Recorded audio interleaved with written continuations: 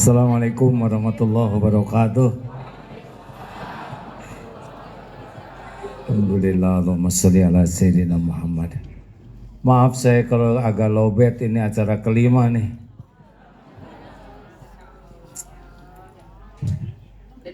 Tapi mumpung hidup Pak, kalau udah mati nggak bisa ceramah ya kan. Mungkin ada yang nanya apa yang buat semangat. Ya karena lagi nunggu mati. Sedangkan nanti dikubur cuma 3 yang bisa jalan terus: ilmu yang manfaat, amal jariah, anak yang mendoakan orang tua. Saya harus terus menyebar ilmu supaya kalau besok lusa udahan ada bekal. Anak 11, alhamdulillah, mudah-mudahan banyak yang ngedoain. Tapi saya lihat wajah ini juga wajah bekal meninggal ini. Benar atau benar? Alhamdulillah, Allahumma sholli ala sayyidina. Ingat mati adalah salah satu tanda kecerdasan seseorang. Ayyul mu'minina afdalu, siapa orang beriman yang paling utama? Ahsanuhum khuluqa, orang yang paling mulia akhlaknya. Fa ayyul mu'minina aqyas, siapa orang beriman yang paling cerdas? Bukan orang yang IQ-nya paling tinggi, bukan yang gelarnya paling panjang, bukan yang IP-nya paling besar. Orang paling cerdas itu orang yang paling banyak ingat mati dan paling baik persiapannya untuk menghadapi kehidupan sesudah mati. Salah satu yang membuat haji bisa mabrur adalah ingat mati, Pak. Kita belum tentu akan ada ke tanah suci lagi, benar? Mungkin ini yang terakhir kalinya. Tidak harus tua. Baru saja kemarin ini sebelah. Saya beberapa waktu sebelumnya saya silaturahim ke Pak Bowo ini sebelah. Sengaja saya udah lama 5 tahun gak ketemu. Dulu terakhir ketemu waktu kampanye mau ada pemilu. Kemarin saya ke sana lagi. Mas, kita udah sama-sama tua nih. Kita harus siap kalau kita meninggal. 1001 jalan kematian itu ada caranya kalau udah waktunya. Kemarin dapat WA meninggal, Pak. Ini kaya luar biasa. Tidak bisa nahan kematian walaupun sekejap. Kenapa jadi horor begini? Biasa aja. Ingat mati, saya ingat mati terus Pak, tiap hari. Ini dari sini pulang ke BSD belum tentu hidup. Belum tentu Pak. Lihat berita-berita kematian itu.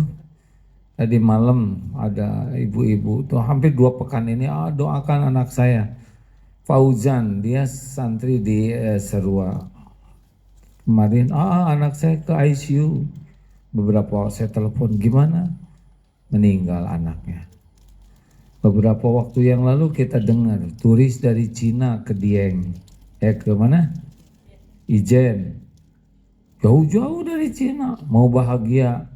Nginjak bajunya sendiri, jatuh ke kawah 75 meter, meninggal. Suami istri dokter, naik motor. Tadinya mau bahagia, moge. Ada yang nyebrang, direm. Yang belakang gak bisa ngerem, ketabrak motornya, oleng ke kanan, mobil dari depan, tabrak, meninggal. 1001 jalan.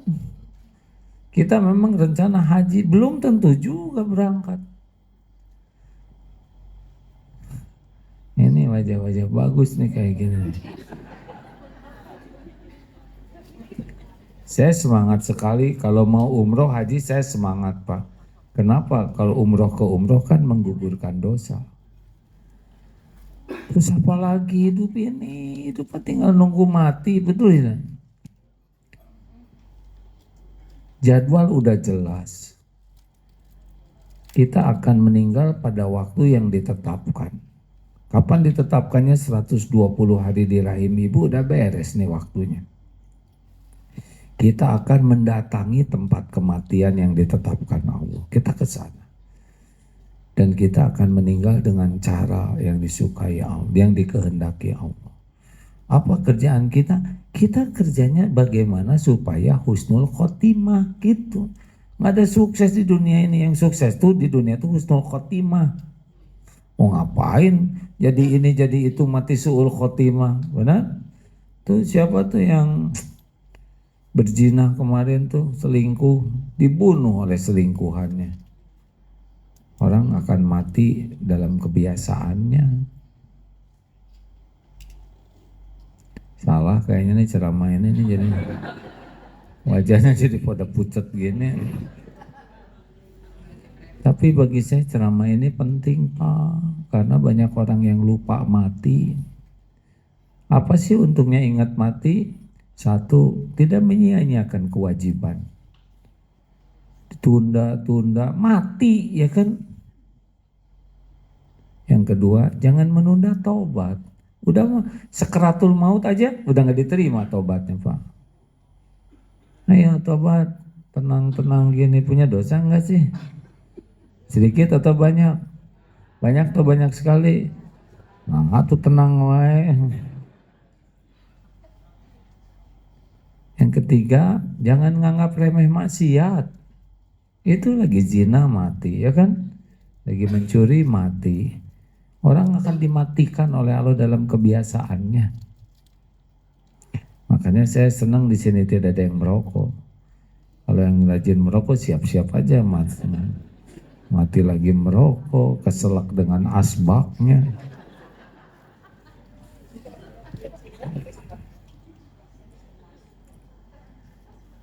Yang ketiga, jangan nganggap remeh maksiat. Bisa dimatiin lagi maksiat, betul? Dulu saya baca di Detik, ada bapak-bapak umur 55 tahun pamitan dari rumah. Bu, saya mau keluar dulu cari angin. Jam 10 tuh, jam 11 ada waria ngejerit-jerit dari semak-semak. Mati si bapaknya lagi pacaran sama waria ya.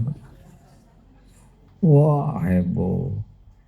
Ini salah satu tokoh Pak, dia ketua organisasi sesuatu. Kenapa dia mati lagi zina sama waria? Ya karena dia biasa berzina terus. Orang dimatikan dalam kebiasaan kalau nggak tobat. Maka ibu-ibu yang biasa ngobrolin orang nanti pas menengok, oh cek jelek,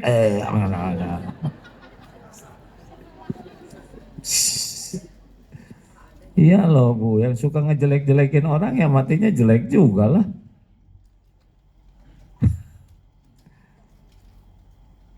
Kenapa pakai daftar ke Darut Tauhid, sengsara tahu. Banyak aturan supaya husnul khotimah. Apalagi ingat mati, jangan menyia-nyiakan kebersamaan. Pergi dari rumah belum tentu balik lagi. Berapa banyak yang ngantor meninggal, betul? Berapa banyak anak sekolah nggak ketemu lagi. Berapa banyak istri ke pasar kemudian meninggal. Meninggal kan nggak harus pakai sakit dulu, nggak usah pakai pengumuman. Kalau udah waktunya meninggal ya meninggal.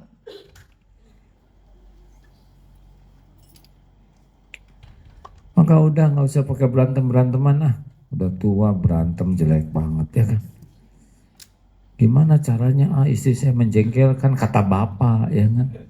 Kata istrinya, aduh suami saya ini makin tua makin jadi. Saya baru dapat rumus Pak dari yang viral itu. Suami marah, terus suami ngaku kesalahannya. Suami salah, terus ngaku kesalahan, terus minta maaf, urusan selesai. Istri melakukan kesalahan, dia nangis ya. Udah nangis uring-uringan, marah-marah, terus nyalahin suami. Terus suami minta maaf, baru selesai gitu.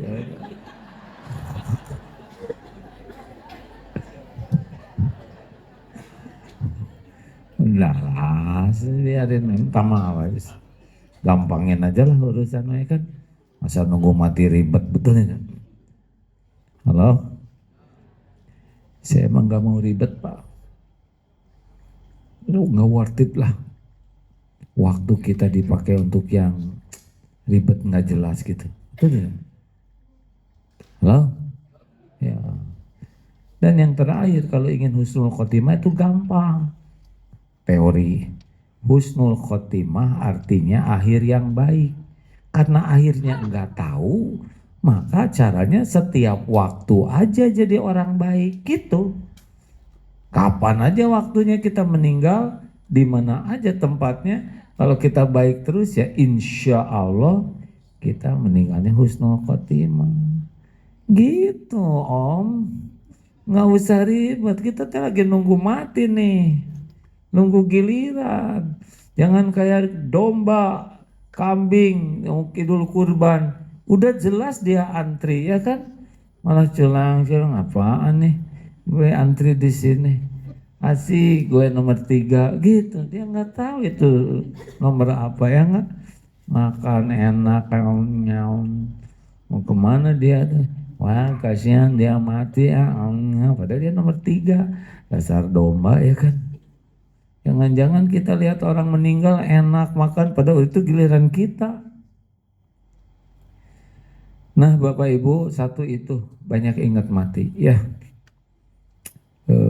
jangan diribetin, belum tentu balik lagi ke Mekah. Ini yang terakhir kali, harus siap kalau memang ini yang terakhir. Jangan bikin masalah di sana. Kemarin yang ngerokok ditangkap, tahu kan? Dideportasi, Pak. Dipulangin denda 10.000 dolar, 10.000 real. Plus 10 tahun tidak boleh masuk ke sana. Udah mah gagal umrohnya. Udah gitu nggak bisa balik lagi ke sana. Gara-garanya ngerokok. Perokok langsung stres. Saya tadinya mau ngebekal di koper, ayah wae. Pak, ini pesen saya sederhana ya. Berangkat tanggal 27 Mei. Bapak tanggal 2 kan? Gak usah pikirin mau tanggal berapa aja, tinggal berangkat ya. Kita gimana nih, antri nanti lama nggak, macet nggak? So tahu, daripada ngomong gitu zikir. Dan gak akan berubah dipikirin oleh Bapak. Pilot bukan, yang punya pesawat bukan ya nggak? Ting teng, penerbangan menuju Jeddah diundurkan. Relax kok. Wah, kenapa ya? Kenapa ya? Mau apa? Tahu juga nggak menyelesaikan masalah, betul tidak? Pompa bannya nggak bisa, apa sih? Mending kena wirid.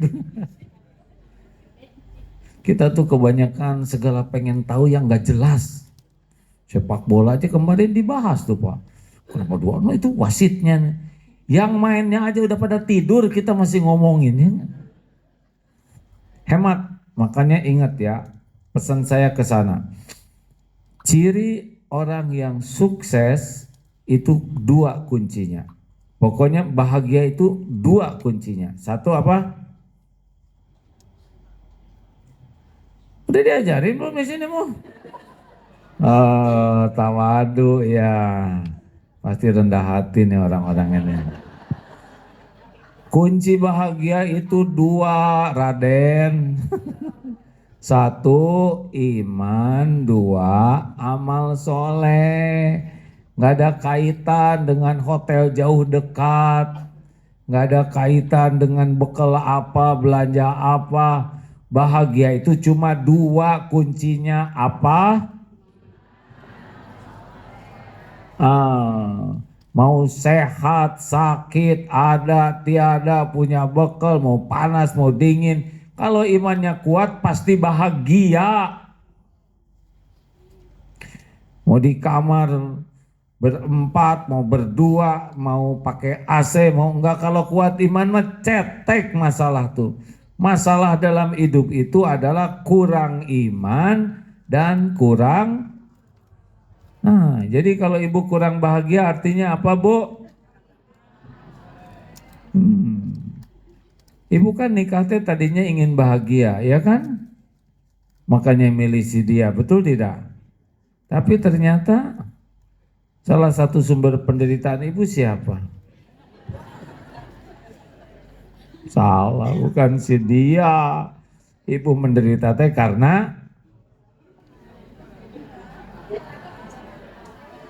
Jawab, Bu, ibu teh sengsara teh karena apa? Kurang iman. Terima kasih lagi sih. Belum selesai kan nanti giliran Bapak apa saya. Oh, tadinya saya tuh ingin suami saya tuh yang diceritain kemarin tuh hafiz Quran, soleh, banyak duitnya. Tapi ternyata Bu, kan yang seperti itu mah nggak mau sama ibu. Terima ya. Jadi rumah tangga itu nggak enak tuh karena kurang iman. Suami itu tidak ada yang sempurna, istri itu tidak ada yang sempurna. Coba menurut ibu, suami teh sebagai apa, Bu? Imam? Ah, imam apa? Kemarin sholat maghrib aja nggak jelas gitu berapa rakaat dia. Bacaan ina atau ina ujungnya sholawat, nggak jelas bisa. Memang keren sih mau haji. Aslinya emang nggak pantas kita ya kan. Hanya karena Allah khawatir lihat kita ya. Sebelum mati nih kalau nggak diampuni cilaka. Makanya ibu, suami itu ladang amal. Kelebihan suami ibu bersyukur ibu dapat kebaikan. Kekurangan suami ibu sabar dan bantu perbaiki ibu dapat pahala. Nggak ada ruginya. Terima yang ada. Mau yang mana lagi? Bapak juga begitu. Bapak teh tadinya kan ingin bahagia ya kan, makanya milih si dia ya kan. Ternyata salah satu sumber kepusingan Bapak siapa? Si dia. Istri teh ladang amal. Makanya target penting dua ini. Bagaimana haji ini meningkatkan iman, bagaimana haji ini meningkatkan kualitas amal. Dah. Saya hari-hari ini cuma mikir ini aja Pak. Bagaimana hari-hari saya iman saya makin kuat, bagaimana tiap detik saya jadi amal soleh, udah gitu aja. Perkara dunia, gak akan kemana-mana. Dunia ini milik, jawab. Rezeki ini milik, yang ngebagikan siapa? Sesuka siapa? Nah, gak pusing Pak, bener gak pusing. Alhamdulillah diamanati karyawan 1.315, 1.400an lah sekarang nih. Karena ada karyawan baru. Pusing? Enggak. Gimana gaji? Ada Allah. Mereka karyawan bukan ciptaan saya, benar? Anak 11. Pusing? Iya. Allah yang menciptakan, Allah yang ngasih rezeki. Tugas saya bukan nyari rezeki, tugas saya jemput rezeki. Bukan nyari itu antara ada tiada. Jemput itu pasti ada. Tak. Kalau jemput rezeki pasti ketemu nggak? Belum tentu. Nyari istri belum punya istri, jemput istri pasti sudah punya istri di blok M, jemput ke blok C. Ketemu tidak? Bukan nggak ada rezekinya, nggak bener kita. Paham Om? Relax, kalem, rezeki milik Allah. Lakukan aja apa yang Allah suka, ketemu kok dengan takdir kita. Nggak akan kemana-mana. Nggak akan kemana-mana. Apa yang untuk saya ketemu dengan saya. Apa yang bukan untuk saya nggak akan ketemu. Oh, gimana nih? Sekarang travel banyak saingan. Ya nggak ada masalah tuh. Allah yang ngebagiin. Nggak usah pusing. Tinggal lakukan aja yang terbaik. Ini sama nih, saya ke Ustadz Momo juga. Udah nggak usah capek-capek ngarap-ngarap orang daftar ke kita. Udah, yang ada aja disempurnakan. Yang ada ini amanah Allah. Lakukan aja yang terbaik, selebihnya terserah Allah. Sama di MK Travel juga gitu, udah gak usah capek-capek siapa yang mau daftar ke MK, gak usah. Yang ada kita layani semaksimal mungkin, kita khidmat sampai Allah suka, selebihnya terserah Allah. Siapa yang mau daftar, Allah yang menggerakkan. Enak betul. Sekolah-sekolah di Darut Tauhid gak usah capek-capek ribet-ribet mikirin bagaimana supaya orang daftar. Umumkan yang wajar. Kalau ada orang suruh istiqoroh, Belum tentu sekolah kita sekolah yang paling cocok. Mereka nggak jadi, nggak apa-apa. Yang ada nih santri diurus dengan baik. Allah melihat, nanti oleh Allah digerakkan. Enak kan begitu Pak? Jualan rezeki mah Allah yang ngatur. Baik mah baik aja kepada pembeli itu. Dia nggak beli ya nggak apa-apa. Emang nggak dia bawa nggak bawa rezeki kita ya kan? Halo? Enak loh Bu, kayak ibu cemburu gitu. Mau ngapain kebanyakan mikirin suami, sedangkan suamiku si ibu mah nih gitu sama sedang suami nggak mikir istri kan. Kata siapa? Kepikir itu juga sesekali ya Pak ya.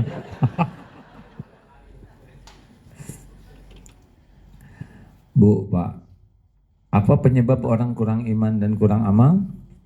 Dua, lemah ilmu agamanya, dan yang kedua lemah jiwanya. Kalah oleh males, kalah oleh marah, kalah oleh syahwat, kalah oleh ketamakan ke dunia. Lihat yang ditangkap-tangkap, pasti dua ini penyebabnya, ya kan? Menteri ini tangkap, lihat, pasti dia kalah. Nggak jauh Pak, kalah oleh nafsu amarah. Ingat kasus Sampo ya, yang gini bawa pistol tuh Pak ya. Udah dibilangin nggak usah ngomongin orang. Sampo marah Pak, marah betul tidak? Hancur, nggak jauh Pak, marah, kalah, syahwat, zina, selingkuh, nggak jauh tuh. Sama dunia nggak ada kenyangnya, jadi dia nyolong. Kemudian satu lagi yang ngejelek tuh malas Pak, ini juga kalah. Baca Quran malas, sholat malas, tahajud malas, ya kalah. Gini ya rumusnya, nafsu itu sukanya kepada apa yang Allah tidak suka. Jadi kita diperintahkan. Nah, pada diri kita tuh diciptakan oleh Allah nafsu. Nah, nafsu tuh nggak begitu suka dengan yang Allah suka, kecuali nafsu yang dirahmati. Contoh, tahajud. Allah suka tidak? Nafsu suka kita kalau nafsu sukanya kita tahajud atau tidur? Allah sukanya tahajud atau tidur? Ibu sukanya mana? Jadi kalah. Allah sukanya kita baca WA, medsos atau baca Quran. Nafsu sukanya lihat apa? 5 jam ini ibu-ibu gini-gini terus. Serius. Contoh lain. Mana yang disukai Allah? Jadi pemarah atau menahan amarah? Mana yang disukai nafsu? Marah-marah. Mana yang bisa bikin bahagia? Menjadi pemarah atau menahan amarah? Oh. Semua kebaikan ada pada perintah Allah, dan perintah Allah tuh wanhan nafsa anil hawa. Jadi Bapak kalau ingin mabrur berangkat haji ini sibuk mencari ilmu agama, karena pupuk iman itu ilmu. Dan yang kedua, paket ilmu itu diamalkan ya Pak ya. Dan yang kedua, mujahadah, mengalahkan, mengendalikan nafsu. Baru Bapak akan bisa menikmati. Haji pemarah lewat, coba. Wala rofasa, wala fusuko, wala jidalla fil hajj. Rofat itu ngeres ya, yang menjurus kepada mesum. Fusuk perkataan yang buruk, yang dosa. Jidal bertengkar, marah-marah, dilarang. Ini semuanya mujahadah Pak. Jadi tolong Bapak ke sana bawa buku, bawa Quran yang ada terjemah, pakai target Pak. Saran saya baca buku tentang Asmaul Husna supaya kenal ke Allah. Kalau nggak kenal ke Allah nggak bisa. Terus Bapak harus baca Quran dengan terjemahnya. Kalau bisa khatamlah terjemahnya. Jarang yang khatam terjemah Pak. Beneran, betul tidak? Karena penguat iman itu adalah Al-Quran diantaranya. Kemudian Bapak juga kalau ada kajian-kajian ikut di sana tuh. Tapi nggak ngerti bahasa Arab, duduk aja lah di sana. Karena ada ampunan Allah dan rahmat Allah walaupun nggak ngerti. Majelis itu majelis hebat. Terus apalagi kalau dapat ilmu amalkan sekuat tenaga. Karena orang berilmu itu dilihat dari amalnya. Jelas ya Pak ya? Udah gitu Bapak harus riadoh. Riadoh apa yang sangat penting? Surat Ali Imran ayat 134. Namanya Ali Taqwa 1. Riadoh tong pelit. Apa? Jangan pelit, karena ciri takwa alladzina yunfikuna fis-sarra wa dharra, senang berinfak. Ada tuh Pak kalau lagi haji tuh yang kalau orang lain ngebuka koper dia aktif. Koper dia mah nggak pernah dibuka. Bekalnya teh awet, dia malam-malam aja baru masuk sendiri ke dalam kopernya. Ada yang kopernya teh utuh dibawa lagi pulang. Apa-apaan? Bagiin. Punya abon, kasihin. Jangan abon orang dimakan. Abon kita awet. Bahkan abon orang dikumpulan lagi di koper dia ya. Ini serius hadirin. Saya kan pengalaman nih. Udah ngelihat yang pelit-pelit kayak apa. Jebet, jangan ragu-ragu. Jangan ragu-ragu. Itu teriadoh Pak. Mengalahkan tamak. Karena setan itu menakut-nakuti kita dengan kekikiran dan kemiskinan. Takut miskin, jangan jebet-jebet di sana Pak. Jebet-jebetnya bukan mukulin orang, sedekah maksudnya. Beneran Pak. Ali Imran 134. Kunci bahagia itu berinfak dalam lapang dan sempit. Kalau nggak punya uang, bisa makanan, nggak tenaga, apa aja. 2, wal kadhiminal ghaidh, menahan amarah. Please bapak-bapak, susah mabrurnya orang-orang yang tukang ambek. Nggak bisa tenang hidupnya. Jengkel normal, sakit hati normal, kecewa normal, tapi jadi pemarah itu tidak takwa, tidak bahagia, tidak mulia, dan tidak disukai Allah, juga tidak disukai orang. Sikatullah kan udah sering marah di Indonesia ya. Di sana masing sabar. Kalau jengkel bagaimana? Diam Kasep, jangan ngomong. Udah diam, tuker posisi. Zikirnya apa kalau jengkel? Astagfirullah, salah Bu. Itu mah modifikasi emosi. Astagfirullahaladzim, itu mah sama. A'udzubillahi minasyaitonirrajim. Gitu aja, a'udzubillahi. Pelan, tapi kalau keras jadi masalah baru. A'udzubillahi minasyaitonirrajim. Ngambek.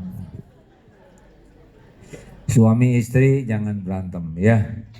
Ini sekamar kunci nggak ada, udahlah kecil perkara kunci mah goler di mana aja ya kan. Jangan ada mengalah. Kita tidur AC dinyalain, langsung coklekin lagi dia. Jadi nggak ada yang tidur berdua tuh ya.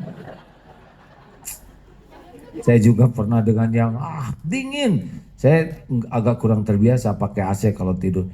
Udah masukin aja ke selimut kita ya nggak, lubangin dikit beres. Daripada bertengkar, betul tidak? Mengalah. Wal afina anin nas, maafin orang-orang, maafkan, dengerin, maafkan, gak ada benci sebel di sana, semuanya saudara kita. Tuh si orang-orang yang hitam, kita coklat tua tahu, beda beberapa derajat. Dijemur aja di Arafah dikit pulang sama. Itu orang yang gede-gede. Kata siapa dia gede? Kita yang kecil. So tahu. Semua saudara kita udah mengalah. Kita udah duduk, tiba-tiba kita pergi terus ada yang ngedudukin, biarin. Mungkin dia juga kalau tahu ilmunya nggak akan begitu, ya nggak? Mengalah. Kita lagi duduk ini kesundul-sundul, geser.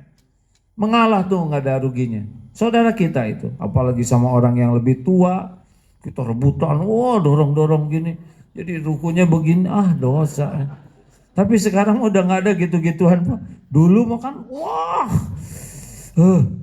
Tapi sekarang udah lebih rileks di sana. Jangan benci ke orang, ya. Maafkan, Bu. Maafkan suamimu, ya. Ibu mau diampuni Allah enggak? Maafkan, Pak. Bapak minta maaf ya.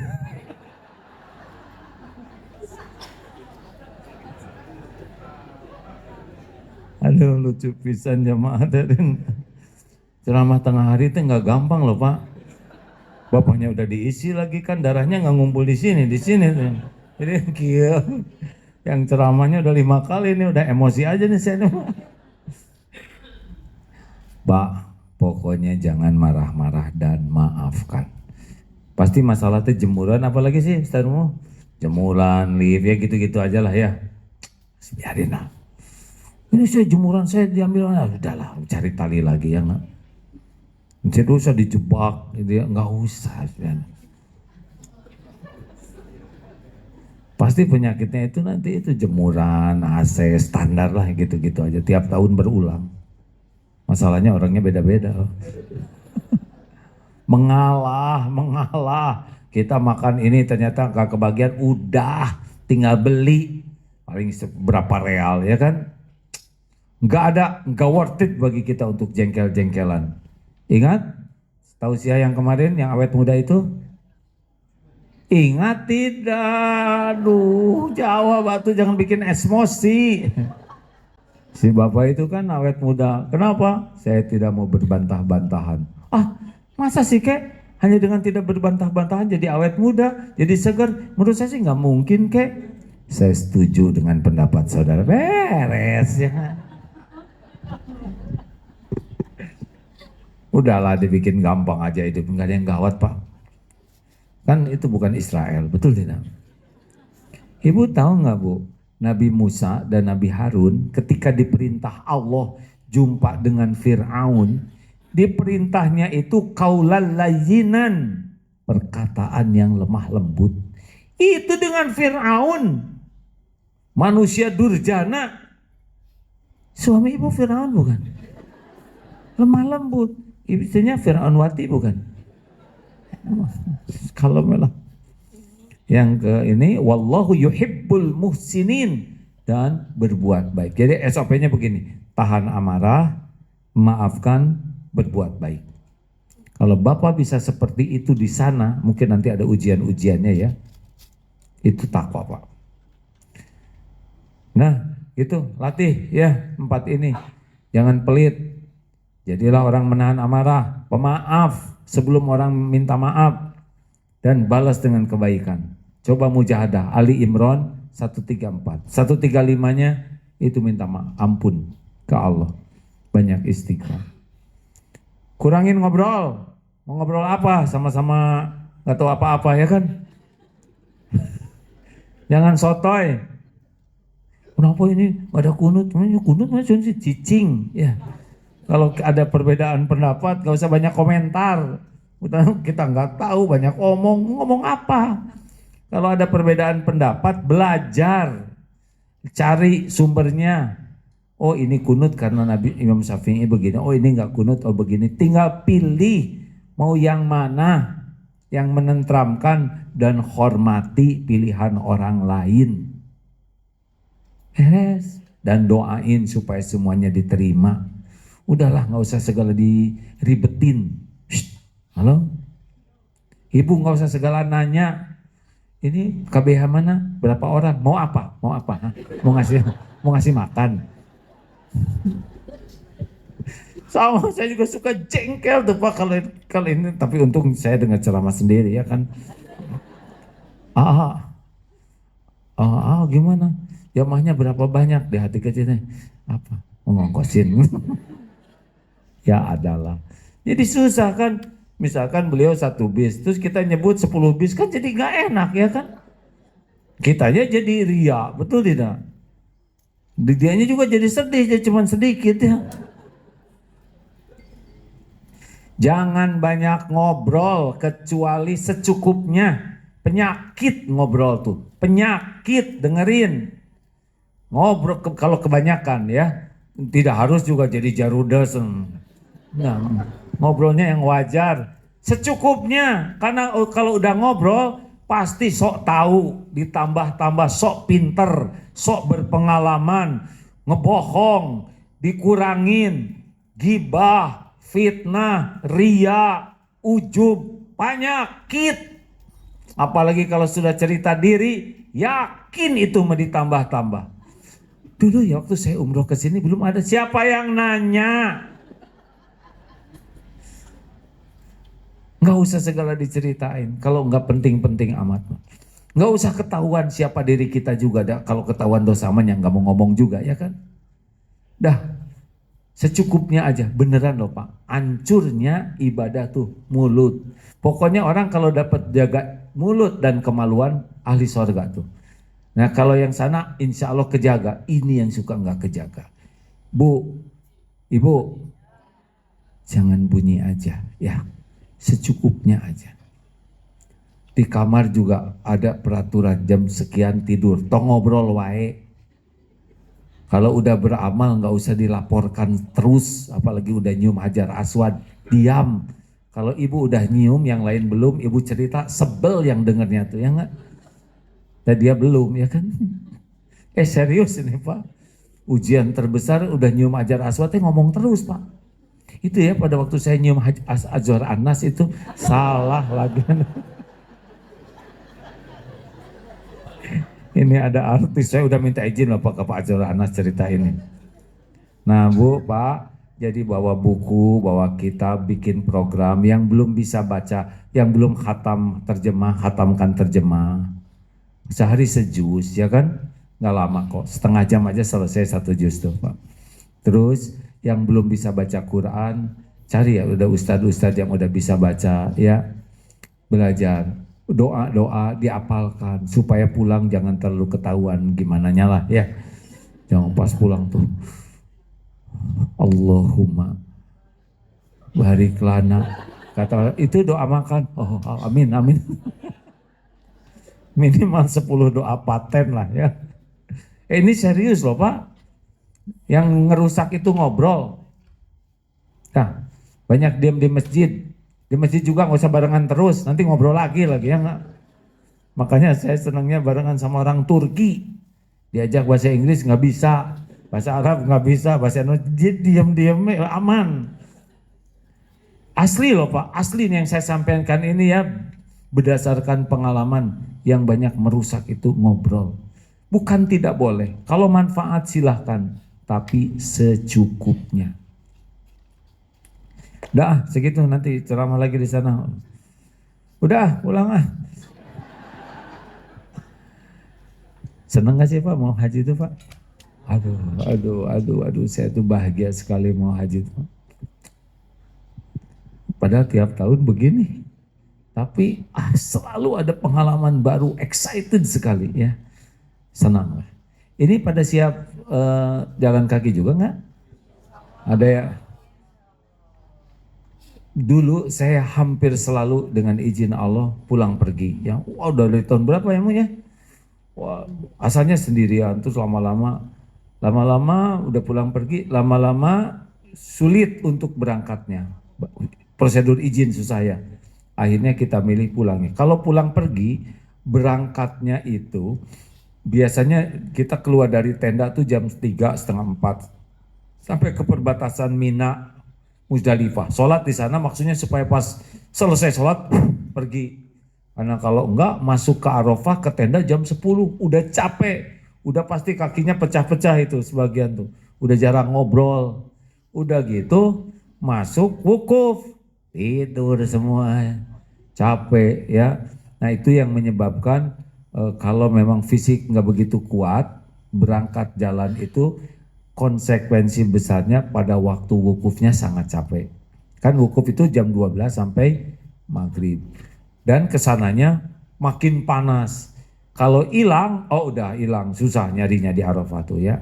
Nggak hilang sih, cuman nggak ketemu di mana dia berada. Makanya kemarin itu pilihannya pulangnya. Kalau pulang, keluar dari tenda biasanya menjelang maghrib. Biasanya saya jemput Pak. Kalau tenda Haji Plus itu jauh. Saya harus jalan dulu sekitar 3/4 jam sampai ke tenda bapak-bapak. Nanti jalan, kita kan disiplin gak mau keluar dari Arafah sebelum maghrib. Adzan maghrib baru kita bergerak. Nah makin ke sana makin gelap. Itu jalannya kurang lebih 3,5 jam sekali istirahat. Nah, Bapak jadi kalau mau jalan nggak terlalu cepat tapi nggak juga lambat ya. Kafilah terbesar kita dulu pernah sampai 800 yang jalan kaki Pak. Dan Masya Allah ujiannya itu ya. Karena tidak semua kuat. Tidak ada ambulan. Tidak ada yang ngegotong. Jadi harus sangat siap kalau mau jalan kaki. Sampai di Musdalifah tidur, biasanya kita nyampe jam 9, setengah 10 jam akhir, cari makanan di sana banyak, toilet banyak, baru pergi lagi kita sesudah subuh langsung lempar jumroh. Kalau kuat langsung ke mana? Tawaf ifadah, kalau enggak ya balik ke masjid, ke tenda. Gak tahu tendanya di mana ya? Belakang Maisin. Oh kiri kanan? Oh ya dekat berarti. Dekat dah jauh hasilnya. Dan nyebut jauh segitu, nyebut dekat segitu. Mending ngebahagiain diri ya kan. Enak Pak. Makanya masih ada berapa hari lagi nih. Kalau boleh mah jalan aja tiap hari Pak. Bangsa sejam, sejam setengah, 2 jam. Apa-apa. Saya juga kalau pulang dari umroh haji itu cenderung lebih fit badan ini Pak. Karena jalan terus ya. Bagus Pak. Jadi hikmahnya memang haji ini fisik sekali. Tadi hatinya, sekarang fisiknya Masya Allah. Dan ingat harus bawa tumbler minimal 2 liter. Enggak bisa enggak. Kalau enggak dehidrasi. Kalau dehidrasi pasti cirinya sembelit, kering bibirnya, kemudian leles 3L, letih, lesu, lemah, gampang pusing, itu dehidrasi Pak. Mungkin di sana 3 liter ya. Boleh juga tuh Bapak, bawa aja gitu Pak. Gak usah ragu-ragu, gelek-gelek. Punten ya Pak, saya pergi pulang bisa, maaf ya, buang air kecilnya sedikit. Padahal minumnya terus-terusan. Karena menguap. Dan punten kemarin adik saya, Adeda kan tangannya agak bergetar tuh. Sesudah di MRI semua, kemarin di RSPAD semua diperiksa. Salah satu diduga penyebabnya adalah dehidrasi Pak. Jadi kekurangan, itu kata para dokter ahli gitu. Nah semenjak itu saya bawa tuh yang 1,5 literan. Nggak habis ternyata Pak. Pantes saya liur hadirin. Jadi saya minum dulu lah Pak ya, karena tidak sesuai dengan ceramah. Begitulah. Ada pertanyaan enggak?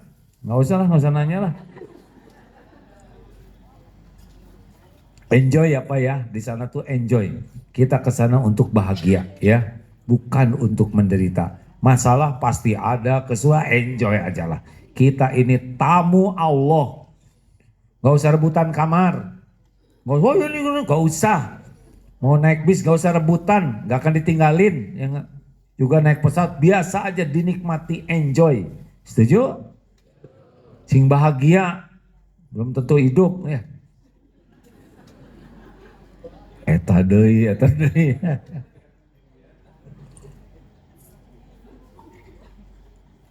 Teknis mah bagian Ustadz Mumu, jangan nanya sama saya. Nanti saya akan nengok ini ke Mekah kan Ustaz? Hah? Sama saya juga ke Mekah. Ke Mekah, insya Allah nanti saya nengok ke sana biasanya kalau Memang idealnya kita ngumpul lagi dengan kita, tapi nggak bisa dipungkiri dari kloter lain juga suka pada ikutan. Kita juga, tongkat itu jangan, itu saudara kita ya. Nggak boleh.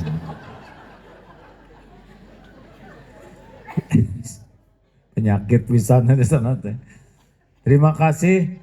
Udah segitu aja. Labbaik Allahumma labbaik. Labbaik la syarika laka labbaik. Innal hamda wan ni'mata laka wal mulk la syarika lak. Labbaik Allahumma labbaik. Labbaik la syarika laka labbaik. Innal hamda wan ni'mata laka wal mulk la syarika lak.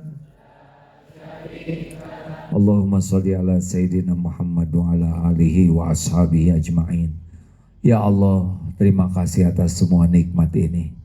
Allahumma ja'alna minal tawwabin waj'alna minal mutatahirin.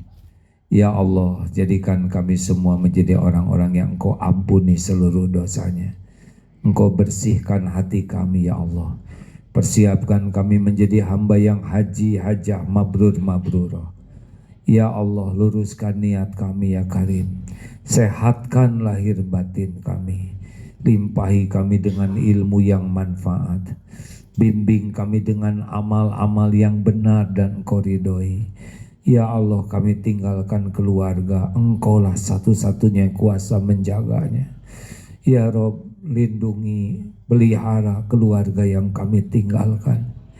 Izinkan kami berkumpul kembali ya Allah. Kembalikan kelak kami ke tanah air dengan haji-haja yang Engkau terima. Jadikan haji kami menebus semua dosa. Haji ini menjadi jalan kebahagiaan bagi dunia akhirat orang tua. Jadikan haji ini membawa keberkahan bagi keluarga dan lingkungan kami. Ya Allah, hanya Engkau yang kuasa menolong kami. Hasbunallah wa ni'mal wakil, ni'mal maula wa ni'man nasir. Rabbana atina fid dunya hasanah wa fil akhirati hasanah wa qina azabannar. Amin ya Allah ya rabbal alamin. Sallallahu alaihi wasallam. Alhamdulillah, terima kasih. Kalau ada beda pendapat, tenang saja ya, nggak usah berantem. Terima kasih. Apalagi yang harus saya lakukan? Hah? Potret dewa ya udah, sok apa aja yang Bapak suka terserah lah ya. Pokoknya nggak ada berdebat. Hah? Ya boleh. Potret lagi, berapa per keluarga, per regu boleh bebas pokoknya mas saya mah. Baik.